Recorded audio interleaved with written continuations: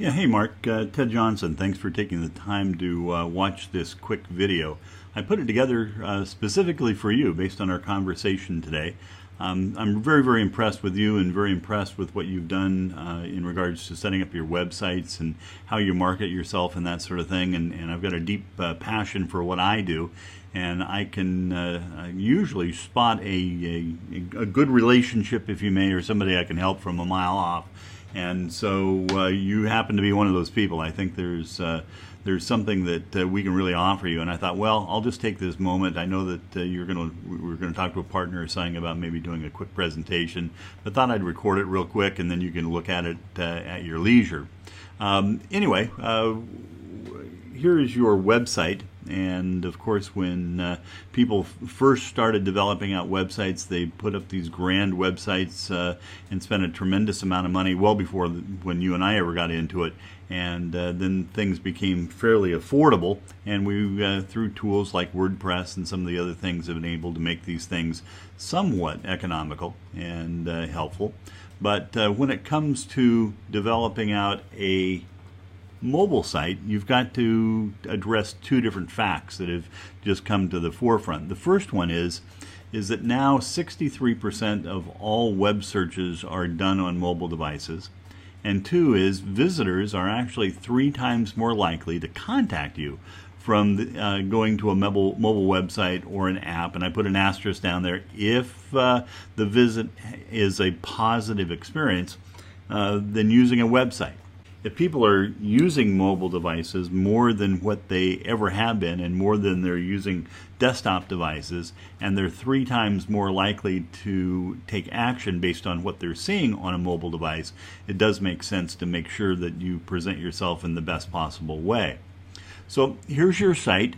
Of course, as we talked about, it's a responsive site. When I look at a mobile site, I ask myself 4 different questions. Is it easy to read and understand? Is it easy to navigate? Does it make an impression? Does it make me feel, wow, this is actually pretty cool? And does it encourage engagement? Well, I took the opportunity to record real quick on a simulator, just some notes, if you may, on about your site, and let me go ahead and play this. The audio is going to be a little bit different than what it is right now, but it's going to give you an idea of what I look at and what I found on that site. So here we go. Hi Mark, this is a quick simulator and just kind of a review of your responsive mobile website. I have it up here on the screen. It's being emulated in an iPhone 6. And basically, as you know, a responsive website just simply takes the information that's on your website and then it reformats it in such a way that it looks more appealing on a mobile device. And I've got to say that your responsive site looks better than most. The information seems to be in a logical format. It's not cluttered. Things do appear to come up quickly, and there's some nice photos and that sort of thing. One of the things I wanted to point out is your menu system up here. Of course, if you click on your menu system, it then brings up all the menus on your website.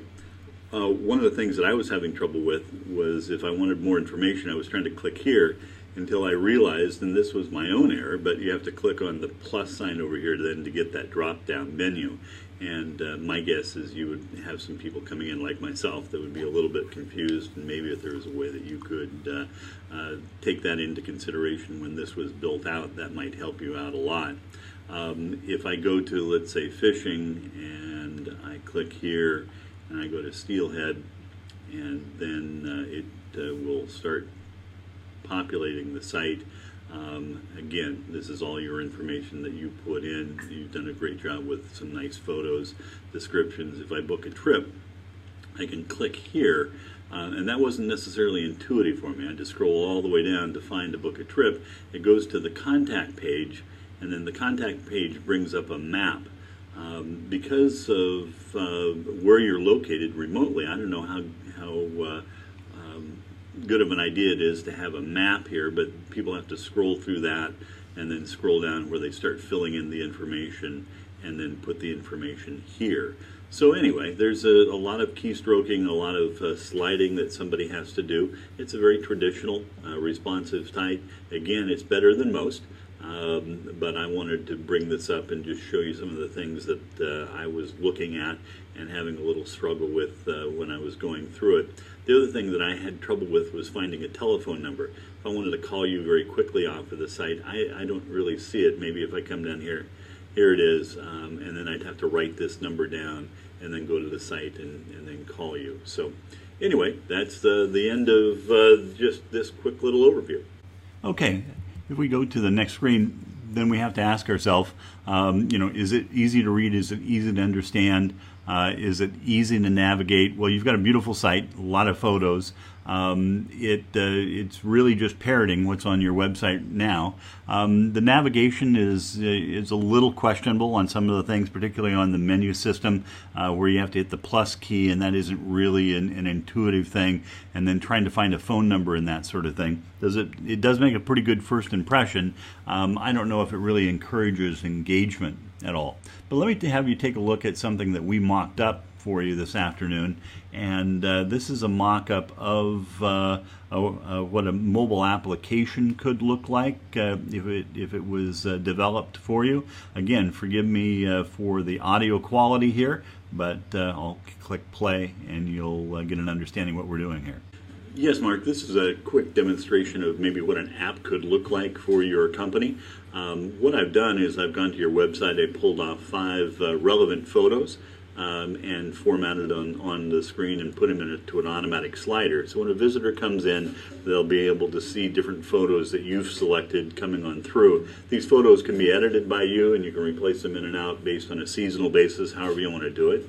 Everything is thumb friendly. You're not having to scroll up and down in the system to get to different places. We have hot buttons for call us. If I wanted to call you, all I have to do is hit the call button and bingo, the phone picks up the phone number and a call is being made.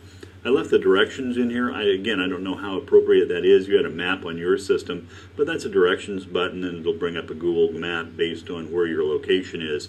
And then the share button. If I click on the share button, it'll automatically bring up an opportunity for me to share your mobile app on either Facebook or Twitter. I can even email it out if I'm doing that. On the bottom row are different functions that we built in. Such as a booking tab. If I click on it, it will automatically bring up a form that I can start filling out with the name, the phone number. This is all custom designed directly for you. We put in the different types of fish that people want to fish for, when they want to fish, how many people in their party, and then that's automatically emailed to you and text message to you when those bookings come in. I have a gallery page that I can click on. The gallery page can be linked into like Flickr, Instagram, many of the other photograph websites out there, and we can automatically upload photos that you put in there. Also in here is a share a photo. This is actually pretty cool. How many times have you been on a boat or out fishing with someone and your client gets a great photo? Well, all they simply have to do is if they have the app on their phone, then go to the share a photo button. It'll bring up their camera roll down here. They select the photo, and that's automatically emailed to you, so you can use it on your website and that sort of thing. An Around Us tab that gives geographic locations and directions to those places. I have a More button and just a myriad of different things that we can place in here. Now this is just a mock-up. I haven't gone through and filled out a lot of this information, but I have something here for our guides, and it brings up then a listing and a thumbnail picture of all the guides. You click on it and it drills down into a description about their talents and their bios, if you may. We also have the fish weight calculator. We can come in here and put in the length and width of a fish or the girth of the fish, and it calculates out the weight, and then it records it. The videos that you may be recording, the BC fishing regulations. There's always an updated fishing regulation on the phone. So again, this becomes a gift to somebody that you're letting have the application on their phone, and hopefully they'll use it over and over and over again. So again, this just gives you an idea of the differences between a true mobile application and a responsive website, and I think you can see that the differences are fairly pronounced. So Mark, if we continue to go through and we want to then compare the two, you need to use, or I would use the same sort of questions. Are they easy to read and understand? Was it easy to navigate? Does it make a good first impression? And is there an encouragement for engagement between the two? Remember that when people are now looking for you, they're not necessarily going to your website anymore. 63+% of the time they're going to the mobile version of your website. And again, they're 3 times more likely when they visit that to take some sort of action if you've made that simple enough and intuitive enough for them to take. Now, again, here's the differences on the face page between the two. But if we drill down into it, the real, if you may, the selling point or the advantages of using a mobile application is, in the long run, a couple different things. And one thing is the push messaging. If somebody has an application on their phone through FCC, the Federal Communications Commission, it is permitted for you to send them what's called a push message. And this push message is sort of like a tweet. It has a limitation of 129 characters, but anybody that has the application on their phone would get this message. You can send them out as often as you like. We don't recommend that you send them out more than maybe once a week. But their fishing reports, their holiday reports, their updates on the lodge, they're just lots of things. So if, for instance, you have 500 people with this application on their phone and you're looking to fill a spot in the 1st of August and you've decided to put together a deal, if you may, maybe an extra day or a percentage off or something, and you went to the dashboard and typed in the message that said, we have 1 week available in the month of August. The cost of the trip is discounted by $400. It's going to fill quick. Please give us a call. Then I would imagine out of 500 people that automatically get this message over the top of anything that you're doing, you're probably going to get a phone call from that. But the other thing is just setting up lines of communication. Sending out a weekly fishing report. Hey, we're killing the steelhead, best runs ever, wish you were here. And that's all it has to say. It just reminds them of you and your business. We built into it, as you've seen, functions that you would expect, sort of some of the marketing functions. There's a custom-made home page. There's this more page that has all the menu items on it. And then what we do and what I do is I work with you on a one-on-one basis to design out what some of the other functionality is that's developed in the that we put into the application to meet the demands and to meet the specifications and what you actually are doing as a business and a lodge. And so, for instance, we wouldn't put in the halibut weight chart in your application unless you were fishing for halibut, and I don't think you are. But we sure would, put in a number of other things that the guys that are fishing the saltwater are not using on their applications. Of course, we have the gallery page and then the book a trip page also that's really pretty cool. But what makes our application a lot different than anybody else's is that we put in functionality for the fishermen that they can use over and over and over again, whether they're at your lodge or just fishing on their own.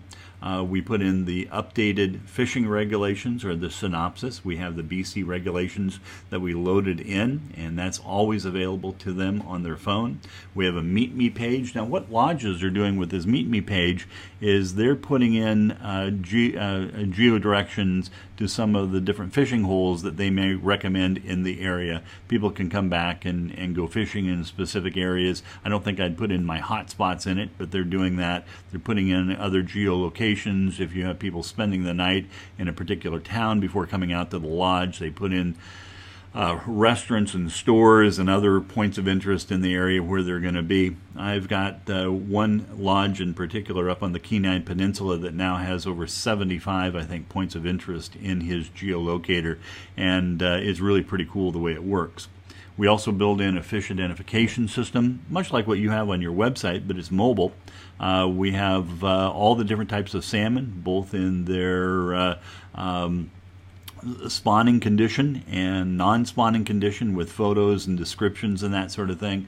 This one does show the saltwater fish, the rockfish and the halibut and that sort of thing, and of course we can either leave that in, because a lot of your fishermen will fish for those types of things, when they're not with you, and it just gives them a great identifier and again, a reason to keep the app on their phone. Off to the right-hand side is our fish weight calculator. Again, this is for salmon and steelhead and trout. You can take a length of the fish and the girth of the fish behind the gills and plug that in, and it calculates out the weight to within 1 pound on an average basis. We can also change around the program to go from pounds to kilograms, is how you will calculate it out. If then you hit the photo button, you can take a photo of the fish right directly from the fish weight calculator, and then the photo can be emailed either to the person that has the phone or maybe to a buddy that they're bragging to. They'll get a picture of the fish, the date and the time, and say, hey, wish you were here, or something like that. Or it's a historical record of the fish they caught. And this not only works around the lodge, it works anywhere in the world that they're fishing. And so it gives them a reason, again, to keep the application on their phone, because it becomes a useful tool while they're fishing, no matter where they're at.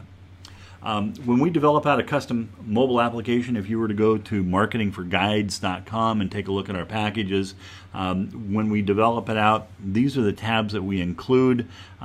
We include a book a trip tab, the gallery tab, fishing reports, meet me and points of interest, testimonials, videos, newsletter sign up, submit photos, current state fishing synopsis or BC fishing synopsis. We also put in fish recipes. And again, we custom design this around your information. And I know that you've got a lot of great information in your website, and we pull a lot of that information in also. If you'll notice there, it doesn't say our fishing guides. We would include that. Pretty much anything that's on your website will include and put into the mobile application. Including also is the Call Us Hot button, the share on Facebook, and then the access to the app dashboard. The app dashboard is really pretty cool. You can go in and update your own information. We show you how to do that. We sort of hold your hand for the first 4 months, and we talk on a weekly basis as we're developing this out. And then after it's developed and approved through Apple and Google, which usually takes 3 to 4 weeks, then we'll spend about 3 months with you on a weekly phone call, just teaching you different ways to use the system. I've also put up a website that has instructional videos that you can go to at any time. And then at the end of the 4 months, you sort of decide. Do you decide to update and keep the app updated yourself, like what you do on your website, or you can have us do it. And we include 12 months worth of hosting and support in the applications when people buy it. And then if you want us to do some of the newsletters work for you and some of the other things, of course, we have a fee for that sort of thing. But the answering simple questions, going in and helping you with different things, is included in the price of the app. You may have seen on some of our other materials that we offer the app currently at a one payment of $997 or 4 payments of $297. I thought when I would send this to you, I'd sweeten the pot a little bit. Really, again, I'd like to do business with you. I think there's a good reason to. I think you'll find that the app will make money for you.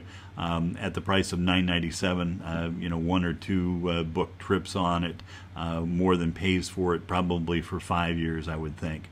But to sweeten the pot, I'm willing to go 3 payments of $297, so it basically drops it down to 3 equal payments. That way, it keeps it under $1,000, and then you don't have to spend any more money on it for this year.